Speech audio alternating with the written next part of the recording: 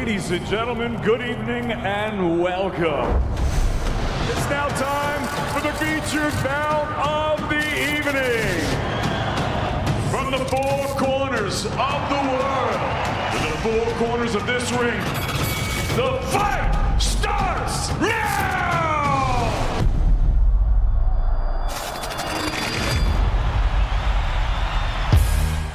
It is fight night in Cleveland, Ohio. The winter chill setting in off Lake Erie right into the downtown area that houses Rocket Mortgage Fieldhouse. Tonight, it is Two Pretty's turn to take over the home of the Cavaliers. Montana Love, the Cleveland native. He is the headliner. He is the main event. And he will look to be the showstopper against Stevie Spark as big-time boxing is back in the Midwest this Saturday on DAZN. Good evening, everybody. Welcome inside Rocket Mortgage Fieldhouse to Before the Bell. I'm Justin Shackle. The unified super featherweight champ of the world, Alicia Bumgarner, will join me in a matter of moments. We have 3 fights for you on Before the Bell in a full preview leading up to the action on DAZN at 7:30 Eastern with Montana Love and Stevie Spark being the headliner. We're going to go in reverse order here for Before the Bell, the featured bout. 2008 U.S. Olympian Raynell Williams, the older brother of Montana Love. He takes on fellow Ohioan Ryzemian Ford, and it's a six-rounder at 154 pounds. Nika Sekniashvili going up against David Rodriguez. And the first bout we will see, Khalil getting back into the ring for the 3rd time here in 2022. He will look to stay undefeated against the tall, light heavyweight out of Puerto Rico who you see there on your screen, Bradley Olmeda. This was the scene at yesterday's weigh-in. Olmeda checking in at 175.5 pounds. Khalil looking for his 3rd win in as many fights here in 2022. Conditioning was an issue in the past for Khalil not anymore under the direction of Eric Roman. He came in a full pound under the 175-pound limit. He checked in at 174 pounds, so those two will be going at it in a matter of moments. We'll welcome you back inside the studio. Elisa, great to have you here in Cleveland. And it was about a year ago, as we take a focus on Montana Love and Stevie Spark, the main event later tonight on DAZN. You went into Terry Harper's backyard. You caused all kind of chaos. You stole the show. What could Steve Spark be thinking tonight as he tries to play spoiler in Montana Love's homecoming? You know, it's always that feeling in the back of your head that you can change the outcome of any fight, right? And any fighter's hungry to go in there to someone's backyard to take over and really have a dominating performance. So, you know, Montana Love, slick boxer, has shown some power. He showed some power in this arena against Ivan Baranchek a little over a year ago, but he's not known for his power as much as Steve Spark is. For a fighter, how much do you have to avoid the temptation of going for that impressive showing, that big one-punch showing in front of family and friends? You know, do what you do best. You know, he's trained very hard for this. This is not his first time in there. I think he is excited that it's in his hometown, so he's able to really maneuver his way in the ring. Now, there's another element to this. All throughout fight week, starting with the press conference on Thursday, I'm sure you saw the clips by now. There was a lot of chit-chat, not just between Montana Love and Stevie Spark. That was building the subplot, Love and Richardson Hitchens, the co-feature. I think a lot of people are excited to see Richardson Hitchens tonight. No, I agree too. I think we see a random person at the mall where it's like, we need that fight with Montana and Richardson. I know Richardson is excited. He just signed with Matchroom. He's here to, show a dominating performance.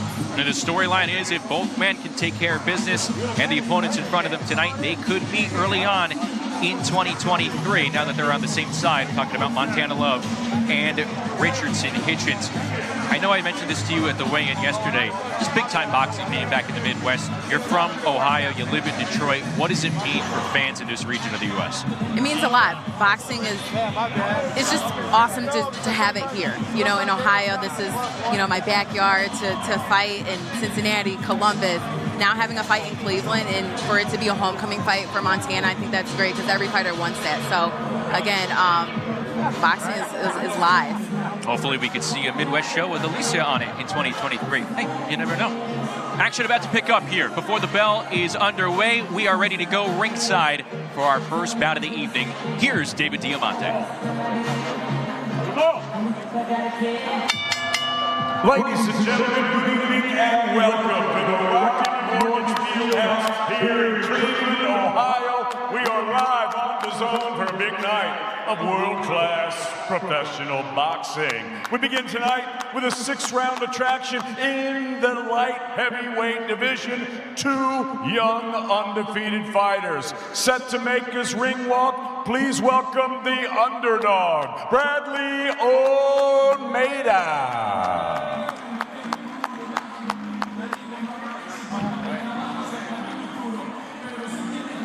Bradley Olmeda is 28 years of age. He's out of Puerto Rico, and he enters tonight at 5-0 with 3 knockouts.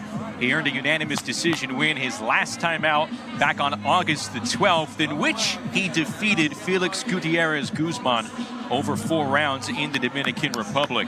It was the second time in 5 pro fights where Olmeda went the distance, and he stands at 6 feet 3 inches tall. Doesn't look that tall in person, but that's what he's listed at. He's easily making him the tallest opponent that Khalil has faced in his short time as a pro. Olmeda says he likes to be smart and defensive in the ring. He feels he adjusts well to the style that's in front of him. He moves his feet well, and he knows how to frustrate his opponents.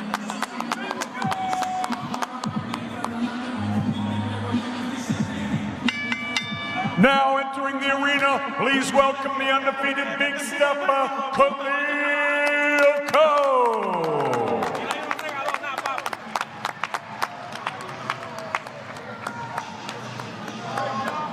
26-year-old Khalil Coe, 3-0-1, and the Jersey City, New Jersey native is looking to keep rolling here in his 3rd fight under his head trainer, Eric Roman.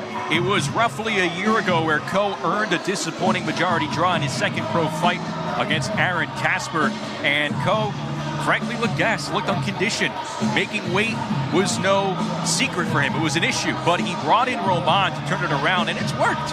Coe looked sharper and lighter on his feet 2 fights earlier this year, which included a really impressive unanimous decision win over William Langston in his last fight on the Taylor Serrano undercard at MSG back on April 30th. He is facing a taller, undefeated opponent in Olmeda, like we mentioned. And when asked what he has in store this evening, Khalil Coe said, "Don't blink. We're going to be really explosive tonight."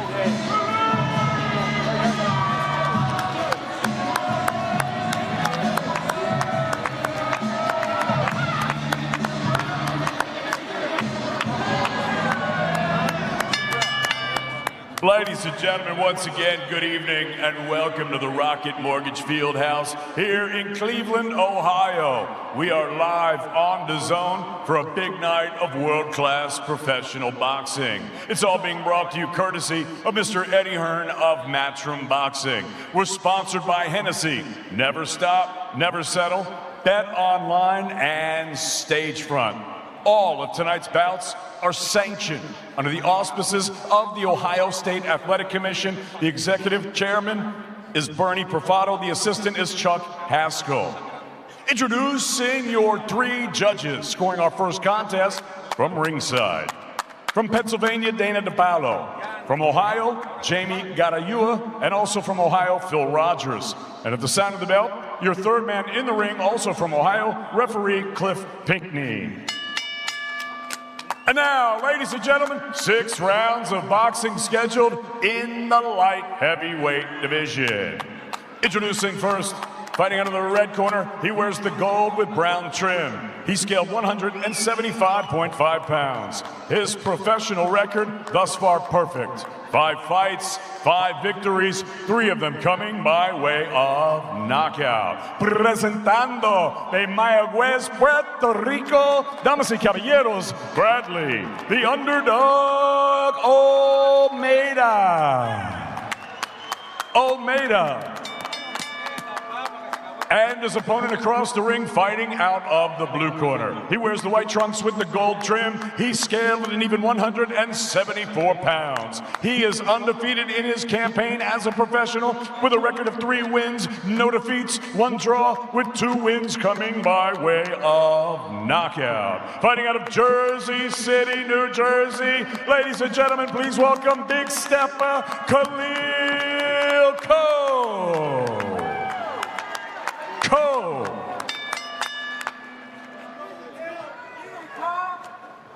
All right, gentlemen, you got your instructions in the back. All right, I need you to pay attention to my commands at all times, right? This good here? And this is good here, all right? I'm coming to see you, not me. Touch him up. Step back. I love that. Self-deprecating.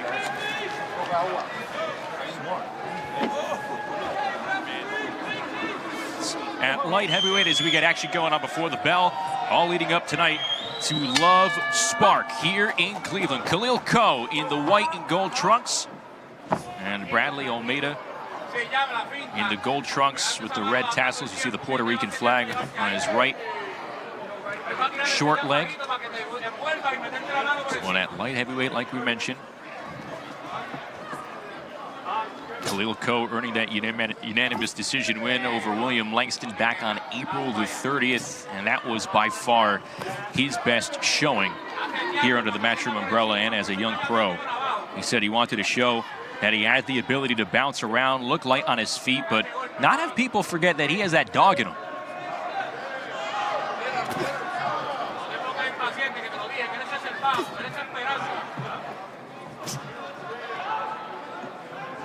See the long reach from Bradley Olmeda, again standing at 6'3". Coe's tallest opponent by far. It's about a 4-inch difference in height between these two. Looks a little shorter than that than what they listed, though.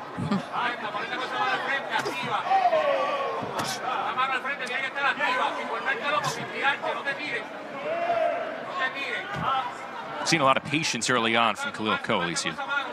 Yeah, some patience here. I see that he's establishing the jab, using his feints. You know, the first round's always a good fill-out round.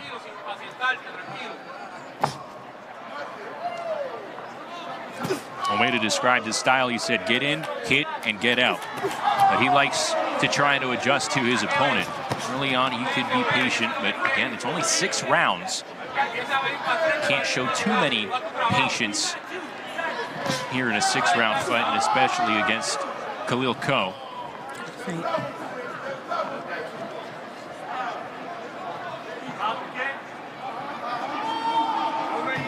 When you have 2 younger fighters, both under 10 matches as a pro, what are you trying to look for as you evaluate these 2? You know, I want to see who's going to be aggressive off the first round. You know, the feints, the jab. I would like if Coe could use the double jab, because that's working as well. But again, it's still the first round.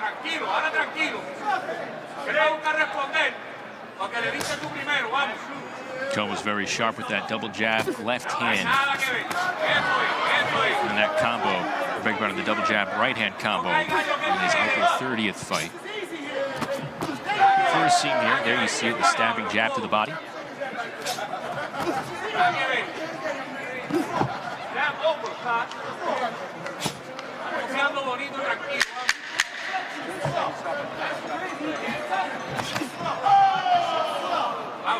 Better say no way.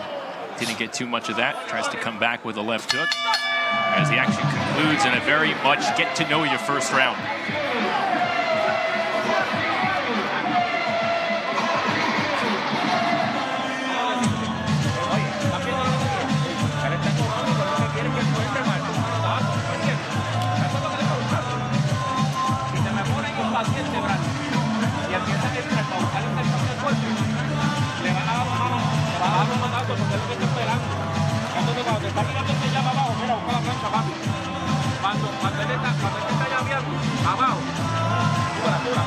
Both Coe and Olmeda trying to feel one another out in that first round. Olmeda looking to stay perfect, trying to improve to 6-0. See Coe in his corner. His father, Paul Berg, lying the ice on his back. His head trainer, Eric Roman, giving him the advice here. And that switch in trainers has provided a world of difference for Khalil Coe here in 2022. We get ready to go with round number 2.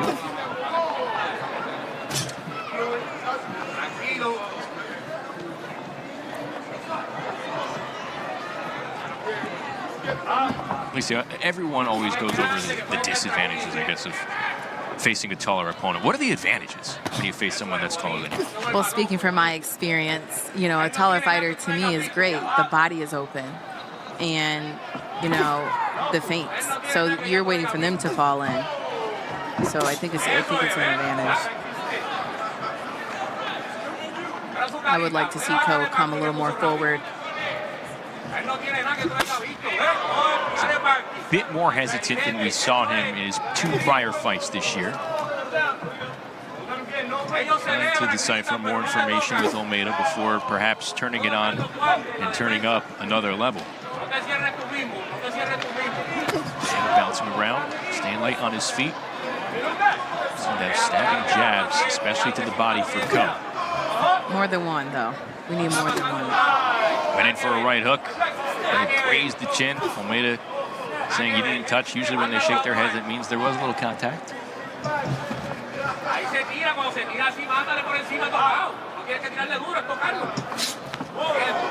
Olmeda coming up empty with the right hand. See plenty of feints from Ko. But again, those single jabs, not doubling it up as much here against Bradley Olmeda. That's perfect.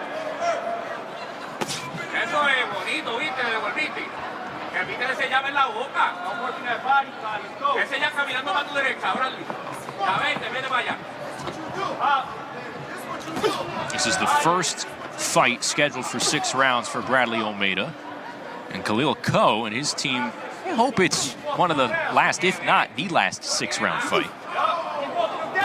Talking about weight management being an issue for Khalil Ko, it's almost developed now into a strength because during camp, he's not really worried about making weight. In the past, that took a lot of time away from him developing and working on his craft.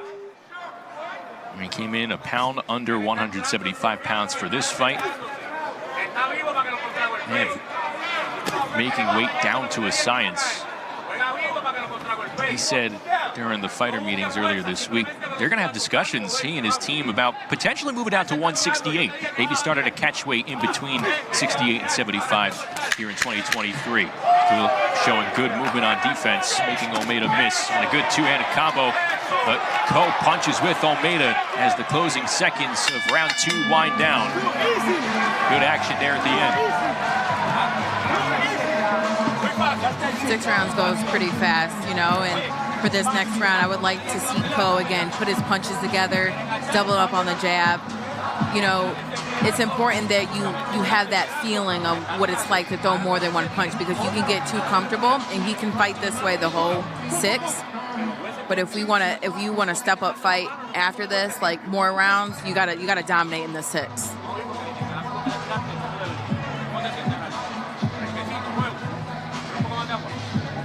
The punch volume not as high as his 2 previous fights for Khalil Ko. You see Eric Roman in the red hat, over Williamsburg Boxing Gym. Ko trains out of there. And a number of fighters who have gone into that gym to get some training over the year that it's been open. It's fairly new in New York. We begin round 3, again scheduled for 6 between Ko and Olmeda to open up the action on before the bell.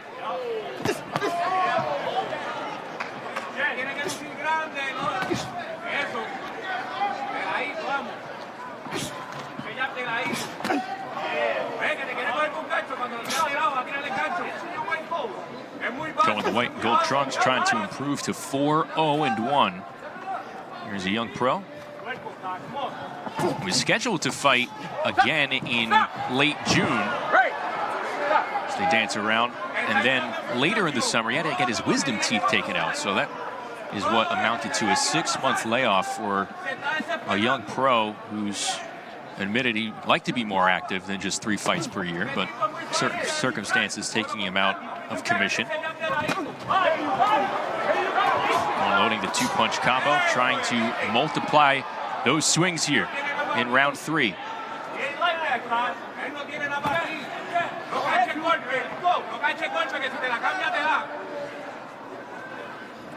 This is definitely a more stationary Khalil Ko, though, in his 3rd fight of 2022.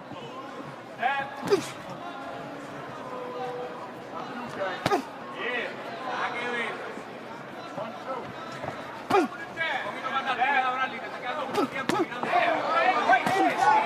big right hand connecting against Olmeda. And he works downstairs on Ko.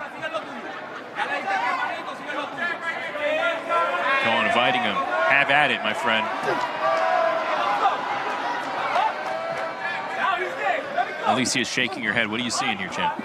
You know, I'm just seeing it's a 6-round fight, and we're in the 3rd round. And again, the feints are working for Ko. So if you know that he's falling for those, capitalize on that. You know, you had him on the ropes, you let him get out. You only have 6 rounds. With these 6-round fights, you're not only showing yourself, you're showing others, and that's also important as well. What are other ways you can capitalize other than having Olmeda rest on the ropes?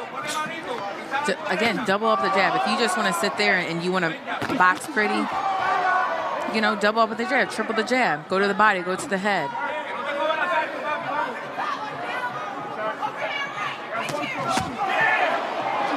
Ko closing in, trying to untangle himself now as Olmeda comes together. Like I would like for him to jump right back on him. Right out of the clinch. Exactly. See, 3-punch combo from Olmeda. You allow him to have those punches.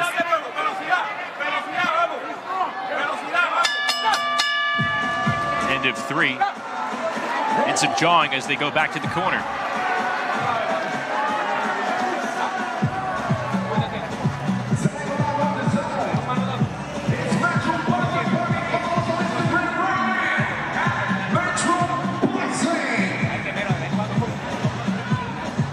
So right here, we see he has him against the ropes. But again, we have to capitalize on that. Go to the body. You know that you can go to the body. We see him double the jab up. I like that. Right hand's nice. Don't get lazy. You got to make sure you catch that.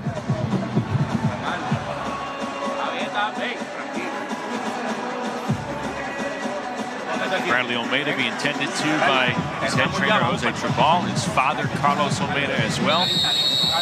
28-year-old out of Puerto Rico who's used boxing to turn his life around. That is not hyperbole. This is a guy whose parents divorced when he was a young kid. He fell in with the wrong crowd. He'd steal money, he'd do drugs. Eventually, Bradley Olmeda ended up serving 6 years in prison, and he had to wear an ankle bracelet upon his release. But he was an amateur fighter before he went to prison.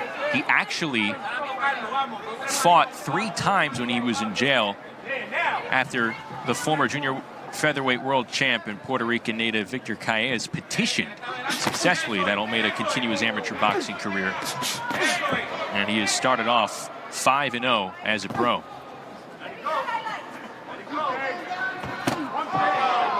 And trying to come in for a big lightning right hand.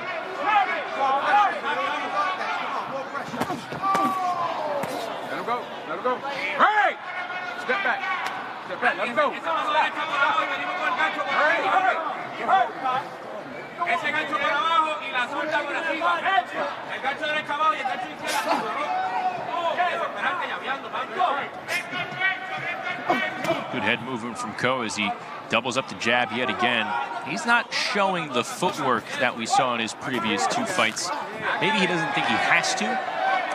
Right. You know, sometimes, again, if you can be comfortable to go into the middle round and fight like this, you will, and you won't go outside of that because what's working for you, you know, you tend to do that. But again, great footwork helps the fighter go, or is going to help him more in this fight, I agree. For a guy who has shown that he could put in quality work off the jab, we haven't seen too much of it as he rocks Olmeda with the left hand. Counter shot working for Ko there.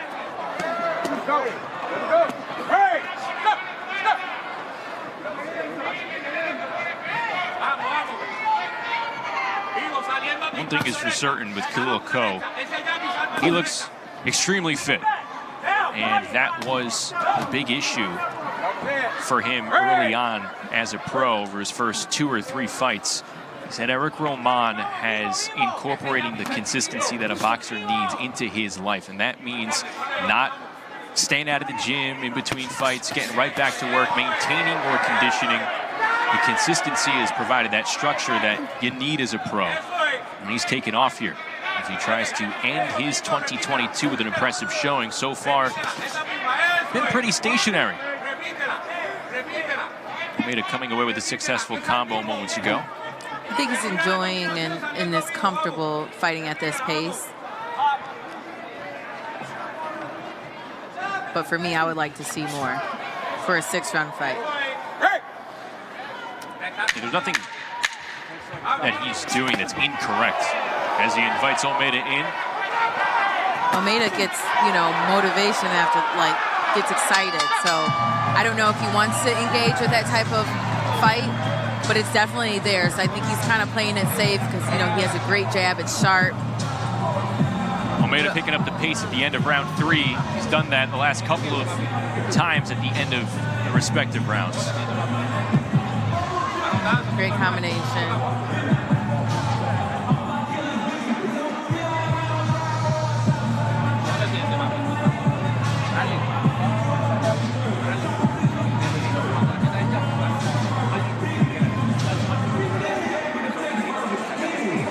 Right hand on the hip. Coming up in our next fight, Nika Sekniashvili will be in the ring against Daniel Rodriguez, nearby Akron.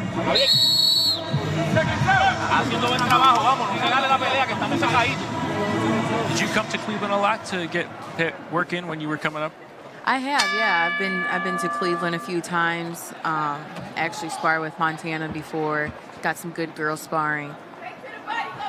Start of round 5. This one's scheduled for 6. See this movement now that I'm seeing. That's giving excitement. That's giving live movement. I wanted to see that come round 1. Well, the bounce in Khalil Koh's step has picked up here in round 5. Let's see what he does with it.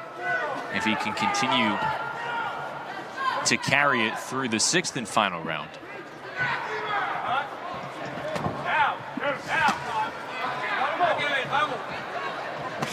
Khalil Koh has the speed and the power. Former Team USA podium star.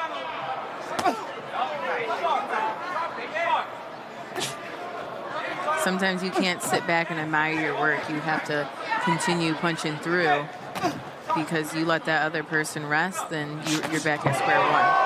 Big overhand right missing, but Koh doing a nice job right there and really throughout this fight with the counter punches as he sent Olmeda back.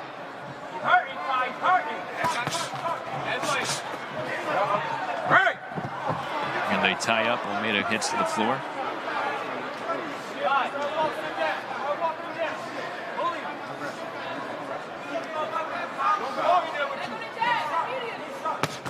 Minute and a half left to go here in round 5. And Koh trying to do some work against the ropes. Get back Stays on. away. He comes back off. And a big knockdown there, Olmeda. That one will be a 10 count.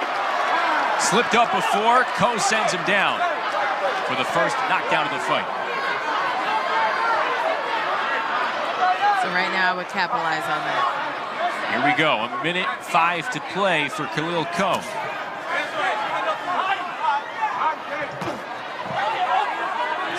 Trying to come in, creep up a little closer with that jab. Olmeda trying to fight him off. And Olmeda with 4 punches right between the guard of Koh.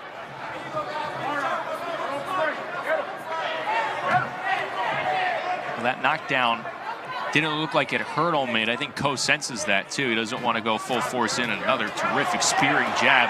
And now the combos come from Koh with Olmeda back along the ropes. Koh hammering shots to the body. Big right hand. Back to the body he goes. Olmeda trying to hug and hang on here over the final 20 seconds. He was in danger.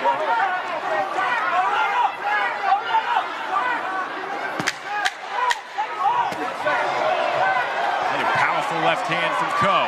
Right hand from Koh. Olmeda could be hurt here as the seconds wind down in round 5. And a very powerful, strong round for Khalil Koh. Olmeda wants to go out on his shield. He doesn't want to give this fight up. One more round.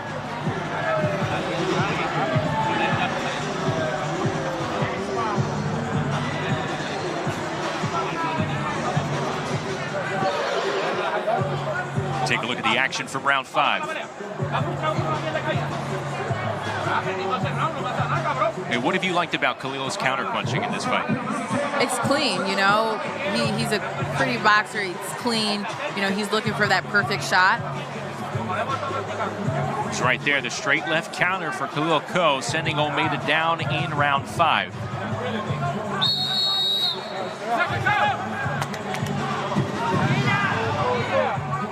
Ladies and gentlemen, this is the 6th and final round. Ko ready to go for round 6 with Olmeda here. 6th and final in our opening bout before the bell here at light heavyweight. With Alicia Bumgarner, I'm Justin Shackle. Getting you set for Love Spark tonight here at Rocket Mortgage Fieldhouse. Ko recording a 5th round knockdown against Olmeda. He's going to try and close out this fight with another electric round. Big wind-up left hand from Ko. Olmeda now on his heels. I wouldn't let him get out. Swing and a miss by Ko. Olmeda on the ropes. Ko trying to pump in some body work. Keep that jab out. It's important that we keep allowing that jab to work for us because it keeps the other person guessing.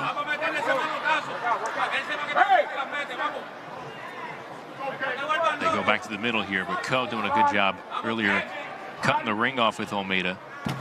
And again, backing him up into the ropes. Trying to do some work. Another counter left hand. That's been the big punch for Ko here tonight. Left hand to the body.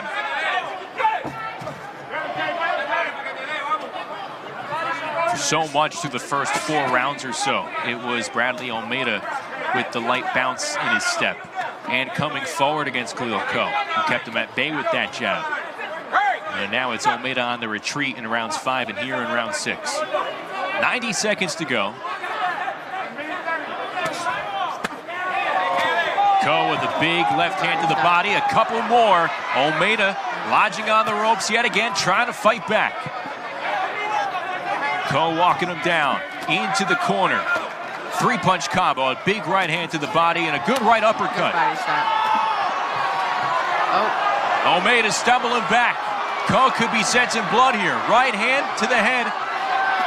Getting the distance and a big left hand 2-punch combo by Ko.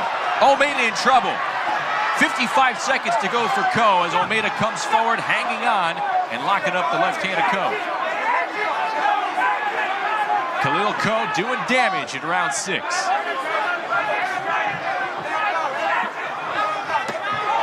Big left hand swing from Ko. Olmeda tipping over, and Khalil Ko putting in the volume here in the 6th and final round. Scrapes him with a right uppercut, going back to the body with the right hand. Moving out of the way from a couple of punches that miss from Olmeda. And give Bradley Olmeda credit, fighting himself off the ropes, out of the corners here in round 6, but there's been some quality contact by Khalil Ko in this 6th and final round. Oh, big left hand coming in from Ko. And that's how it'll end. Khalil Ko with some target practice here in Cleveland in rounds 5 and 6. Look at Chris. I agree, target practice. Your favorite drill, right? Right. It's a congratulatory high five from his trainer, Eric Roman.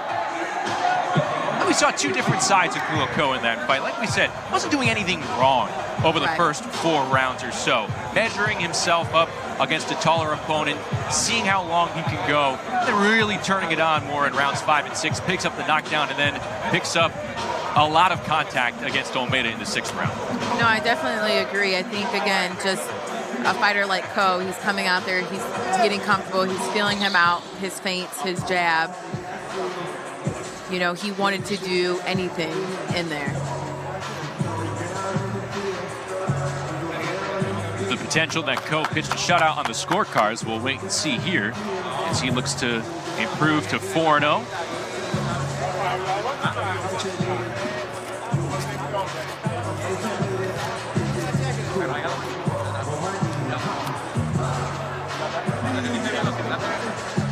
Overall, what'd you like from Bradley Olmeda? You know, I like that he didn't give up. I like that he continued to push forward. Even though he was hurt, I would say more than once. And he just he showed Ko like, hey, I'm here to stay. You can't get me out of here. Even though you did drop me, I'm still coming back.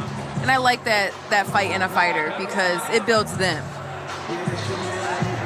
Well, a couple of days after Ko came out victorious in his last fight on April the 30th, welcomed in his first son, and it has been the joy of his life. His son is out here in Cleveland with his partner, Kiana, so they've watched Dad potentially pick up a win here at Rocket Mortgage Fieldhouse. Scorecards are in. We are ready to go for the call to make this one official. Let's go back to David Diamante inside the ring.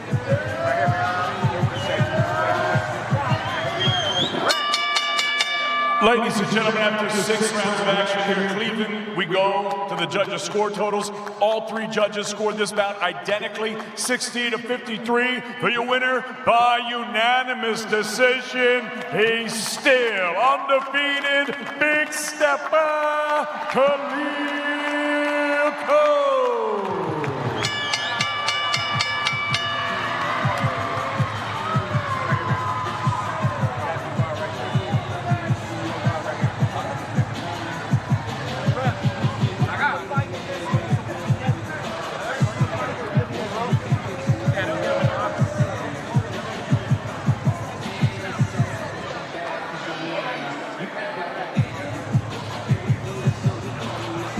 So Khalil Ko improves to 4-0-1 with a unanimous decision victory, and he gets a clean sweep on the scorecard. Pitches the shutout over Bradley Olmeda. Overall, like we were talking about, kind of 2 sides to that fight, but in the end, hey, a win and a very good 2022 overall for Khalil Ko. 3 fights, 3 wins, and he looking slender, conditioned, everything that you want to see in a young pro. Yes, I agree. You know, he's 4-0 now, continuing his career up. I think it's always nice to hit that 5-0 mark. You're almost to 10. And this was just a great performance. He's able to go back, see what he's able to do more. I think he did everything great in this fight. Would love to see a little more action, but again, it's all building blocks from here on out. What is like that first barrier for a young pro when you're talking about like building up that record?